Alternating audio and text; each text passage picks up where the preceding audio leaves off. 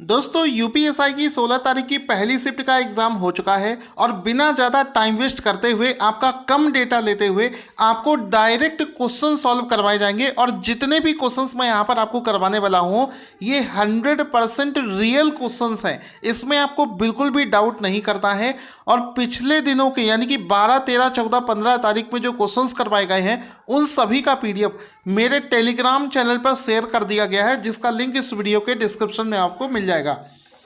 तो देखो आज का पेपर कैसा है, पूरे खुले शब्दों में समझो। जैसा एग्जाम अभी तक आ रहा था नॉर्मल लेवल पर, बिल्कुल वैसे ही पैटर्न पर एग्जाम आ रहा है। कोई भी आपको डरने की जरूरत नहीं है, बस मैथ्स में आज थोड़ा सा कैलकुलेशन बढ़ गया था। अब देखो जीके और हिंदी के क्वेश्चन ही बच्चों को याद रहते हैं, वो मैं यहाँ पर आपको करवाने वाला हूँ। जैसे कि पहला क्वेश्चन पूछा गया था कि हरियाणा के जो पहले मुख्यमंत्री हैं उनका नाम क्या है, तो आंसर हो जाएगा भगवत दयाल शर्मा। हालांकि यूपी के एग्जाम में हरियाणा के पहले मुख्यमंत्री पूछना ये कह सकते हो कि समझ में नहीं आ रहा क्यों पूछा गया है। यहाँ पर अगर हरियाणा की जगह उत्तर प्रदेश के पहले मुख्यमंत्री पूछता तो ज़्यादा बढ़िया क्वेश्चन बनता। तो भगवत दयाल शर्मा इसका राइट आंसर हो जाएगा। एक निबल में कितने बाइट्स होते हैं, तो 0.5 बाइट्स होते हैं। एक दल बदल से संबंधित एक क्वेश्चन पूछा गया था, क्वेश्चन का पता नहीं है। आर्टिकल 358 और आर्टिकल 359 पूछे गए थे, बस इतना ही पता है। इसमें क्वेश्चन क्या बना था ये चीज़ नहीं पता है, इसको आप लोग एक बार रिवीजन कर लेना। उसके बाद में पर्यायवाची का एक क्वेश्चन पूछा गया था कि बताओ पंकज किसका पर्यायवाची है। तो पंकज जो है ये कमल का पर्यायवाची होता है। वो इसको थोड़ा सा घुमाकर पूछा गया है। आपसे वैसे ये पूछना चाहिए कि कमल का पर्यायवाची क्या होता है, लेकिन इसमें यह पूछा गया कि बताओ पंकज किसका पर्यायवाची होता है, तो ये कमल का पर्यायवाची होता है। अगर आपसे ये दोबारा पूछ लिया जाए, वैसे ये दूसरी शिफ्ट में 15 तारीख को पूछा गया था ये सेम क्वेश्चन।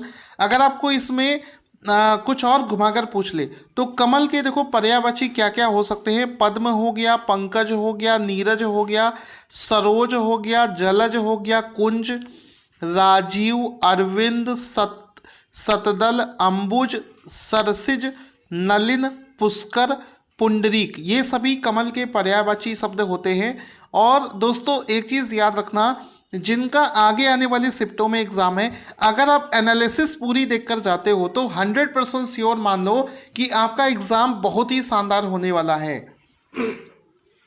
इसके बाद में आ जाता है कि ये जो चेराव नृत्य है, चेराव नृत्य, ये कहाँ का नृत्य है, तो ये मिजोरम का एक डांस का फॉर्मेट है। क्वेश्चन पूछा गया कि बताओ बुद्ध चरित्र जो है ये किसकी रचना है, तो आंसर हो जाएगा ये अश्व घोष की रचना है, एग्जाम में पूछा गया है। इसके बाद में है कि भाला फेंकने में किसने गोल्ड मेडल जीता है, तो इसमें यह चीज़ क्लियर नहीं है कि ये टोक्यो ओलंपिक्स की बात हो रही है या टोक्यो पैरालंपिक्स की। मैं आपको दोनों ही आंसर्स बता दे रहा हूँ। नीरज चोपड़ा ने टोक्यो ओलंपिक्स में गोल्ड मेडल जीता है और सुमित अंतिल ने टोक्यो पैरालंपिक्स में भाला फेंक में गोल्ड मेडल जीता है। अगर हम लोग क्वांट की बात करें तो अरिथमेटिक वाला पोर्शन ज़्यादा पूछा जा रहा है और मैथ जो है बड़ी आसान पूछ रहा है। प्रॉफिट एंड लॉस की ज़्यादा क्वेश्चंस पूछे जा रहे हैं, परसेंटेज भी बहुत ज़्यादा पूछा जा रहा है। मतलब पूरे पेपर में सभी क्वेश्चंस में प्रॉफिट एंड लॉस और परसेंटेज का रेशियो कुछ ज़्यादा है। इसके बाद में देखो कुछ और चीज़ बच्चों ने बताई हैं। 2 मुहावरे पता चल पाए हैं, एक और मुहावरा पता चला था लेकिन वो मुझे गलत सा लग रहा था, इस वजह से नहीं कर पाऊँगा। जैसे कि एक पूछा गया था कि अंधे को दीपक दिखाना, तो अंधे को दीपक दिखाना मतलब ना समझ को उपदेश देना। मतलब कोई व्यक्ति है जो बिल्कुल समझ नहीं सकता, उसको आप उपदेश दोगे तो ये अंधे को दीपक दिखाने जैसा होता है। इसके बाद में एक मुहावरा पूछा गया आंसू पूकर रह जाना, तो ये जैसा बच्चों ने जिस लैंग्वेज में भेजा मैंने वैसा लिख दिया, वैसे यहाँ पर गलती है, यहाँ पर होगा आंसू पीकर रह जाना, ये पीकर होगा। तो आंसू पीकर रह जाना इसका जो अर्थ होगा वो होगा चुपचाप दुख सह लेना, चुपचाप दुख सह लेना। इसके बाद में यूनेस्को का मुख्यालय पूछा गया है, तो यूनेस्को का मुख्यालय फ्रांस के पेरिस में स्थित है। इसके बाद में झरना काव्य जो है इसके रचयिता का नाम पूछा गया है, तो झरना काव्य के रचयिता का नाम हो जाएगा जयशंकर प्रसाद, ये एग्जाम में पूछा गया है। इसके बाद में दोस्तों आगे चलते हैं।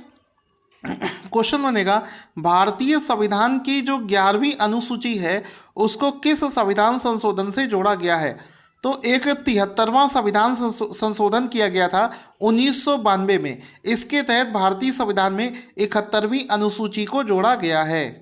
इसके बाद में जीके से क्वेश्चन डैम से रिलेटेड पूछा गया है, लेकिन एग्जैक्टली क्वेश्चन क्या है नहीं पता है। भारत की सबसे ऊंची चोटी कौन सी है, तो ये हो जाएगी कंचनजंगा, ये पूछा गया है। इसके बाद में अर्थशास्त्र का नोबेल पुरस्कार किसे दिया गया है, तो इस बार 3 लोगों को दिया गया है एक अर्थशास्त्र का नोबेल। 3 में से पता नहीं किसका किसका नाम पूछा गया होगा, आप तीनों के नाम याद रख लो, डेविड कॉर्ड, जोसुआ एंटीग्रिस्ट, गुइडो इम्ब्रेंस, इन तीनों को दिया गया है। फिर एक क्वेश्चन पूछा गया है कि बताओ ये समझौता एक्सप्रेस जो है ये किसके बीच में चलाई गई है, तो ये भारत और पाकिस्तान के बीच में एक रेलगाड़ी सर्विस है जिसको 22 जुलाई 1976 को अटारी और लाहौर के बीच में शुरू किया गया था। तो ये आपको याद रखना है। देखिए दोस्तों, इतने कम समय में बिना लाइव आकर आपका कम डेटा खर्च करके डायरेक्ट आपको क्वेश्चंस कोई नहीं बताएगा। चैनल को सब्सक्राइब कर लेना, क्योंकि जब तक आपका एग्जाम चलेगा तब तक आपको ऐसे ही वीडियोस मिलते रहेंगे। क्वेश्चन बनेगा इसके बाद में कि 61वां संविधान संशोधन कब किया गया था, तो 1989 में किया गया था। और इस संविधान संशोधन के तहत क्या था, इसमें जो मताधिकार जो इस संशोधन में आर्टिकल 326 में संशोधन किया गया था, और वोटिंग की जो आयु होती है उसको 21 से घटाकर 18 वर्ष कर दिया गया था, यानी कि 18 वर्ष के लोग भी अब वोट डाल सकते हैं, ऐसा प्रावधान 61वें संविधान संशोधन में किया गया था। भूटान की कैपिटल क्या है, तो इसकी कैपिटल हो जाएगी थिम्पू। इसके बाद में एक अलंकार पूछा गया है, पीपर पात सरिस मंडोला। अब ये सब सुने सुनाए अलंकार हैं, इस वजह से बच्चों को याद है। 1-2 कठिन भी पूछे गए हैं, लेकिन वो बच्चों ने नहीं बता पाए हैं। तो पीपर पात सरिस मंडोला, इस अलंकार का जो अलंकार इसमें होगा वो होगा उपमा अलंकार, इसको आप लोग याद रखेंगे। इसके बाद में 61वां संविधान संशोधन, देखो फिर से किसी दूसरे बच्चे ने वही चीज़ लिखकर भेज दी, जबकि मैं ऊपर आपको बता चुका हूँ 61वां संविधान संशोधन 1989 में किया गया था। फिर उसके बाद में क्वेश्चन आ जाता है, आदिकाल का आरंभ कब हुआ था, तो ये 8वीं शताब्दी से लेकर 14वीं शताब्दी के मध्य के समय को आदिकाल का समय कहा जाता है। करंट अफेयर्स का एक क्वेश्चन पूछा गया था जिसमें कि जेंडर से रिलेटेड एक इंडेक्स पूछा गया है। क्वेश्चन नहीं पता था, लेकिन मैंने गेस किया है कि जेंडर वाला एक ही इंडेक्स रिलीज किया गया है, ग्लोबल जेंडर गैप इंडेक्स 2021।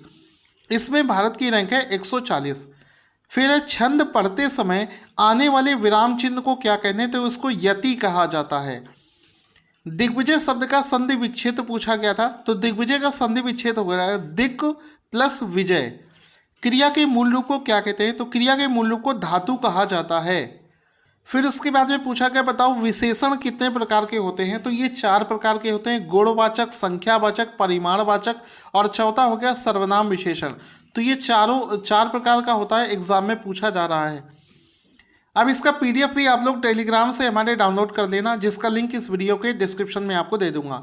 अब एक रीजनिंग का क्वेश्चन है 1, 3, 7, 15, 31, और इसके बाद में क्या आएगा, तो अगर आपको रीजनिंग आती है तो जल्दी से कमेंट करके बताओ इसके आगे संख्या क्या होगी। टीचर का प्रतिबिंब पूछा गया है, तो आसान क्वेश्चन है, इसको आप लोग रीजनिंग है सॉल्व कर लोगे। एक क्वेश्चन आपका कैलेंडर का पूछा गया था, मतलब एक डेट दी थी और पूछा गया था बताओ 7 दिन बाद कौन सा दिन होगा, इस टाइप का। एक मुहावरा पता चला है, दीपक तले अंधेरा, इसका अर्थ क्या है, तो दूसरों को उपदेश देने वाला व्यक्ति स्वयं अच्छा आचरण नहीं करता है, तो ये दीपक तले अंधेरा इसका हो जाएगा।